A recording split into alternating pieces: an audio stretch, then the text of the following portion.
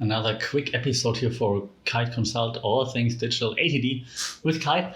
And today we're going to go into like a deep dive. Well, we start with a topic that deserves a deep dive in my opinion, which is one of the buzzwords out there right now, actually for the past few years, but it seems to be like 2020 seems to be the year where this buzzword is being driven through town. Everybody's talking about it all the time, data-driven marketing. So we're going to quickly discuss what is data-driven marketing, what does it mean, what's behind it, how can we use it, and what's the difference to traditional marketing, for example, as well.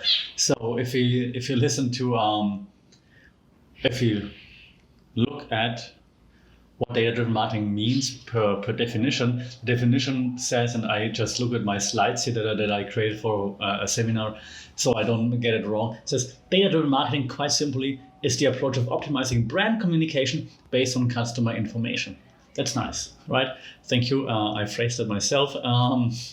So what does it tell us? It tells us that data-driven marketing tries to help us to make better decisions as marketers or as a company that runs marketing campaigns based on customer or consumer behavior. So we collect the data of our customers, consumers, potential consumers, and use that data to send better, more targeted, personalized, if you want, messages.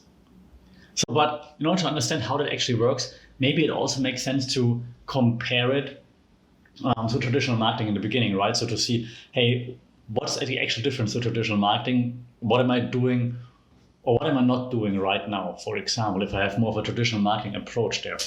And when we look at the objectives of traditional marketing, for example, it's obviously to reach an audience, but how do you reach or how do you find an audience in traditional marketing? Surveys, maybe, right?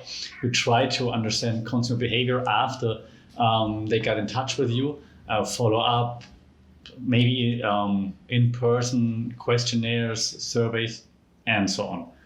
Now, that's rather, now that's a traditional approach, and that's okay, and it worked, and it does work somehow, of course, but it has a few flaws, right? So the flaw is you understand target audience after you engage with them at some point. And this engagement takes a while, and that's why I hesitate, if you don't engage with them, then you just guess. It's basically guesswork, right? It's like sophisticated guessing if you want to, but it's still some kind of guesswork. So it makes it rather difficult to actually narrow down your target audience. Also, and if you're honest, if you're selling something yourself, or if you work in marketing in an agency and you have experience talking to clients, when you ask them, who do you want to reach, right? Very often they will say, well, our product or our service, actually, I mean, that fits everybody. So we kind of want to reach everybody. So then you, as a marketer, you cringe a little. You're like, yeah, sure, but, and then you try to explain the but, like why can't you reach everybody, right? Or no, you can't reach everybody with the same message. So that's a traditional marketing approach so far. And when you look at the difference to data-driven marketing now simply says, okay, we try to figure out using data that we can somehow collect, and more on this in a second, to reach the right people at the right time, at the right place. And we show them the right thing. If I have a big target audience because my products are amazing, then I probably still have different products in my offer, right? I have a product that fits, I know, a working class better than it fits like students, or I have products that fit younger students better than it fits the working class, or older people, younger people, and so on. People that are more into sports, people that are more into mindfulness, for example.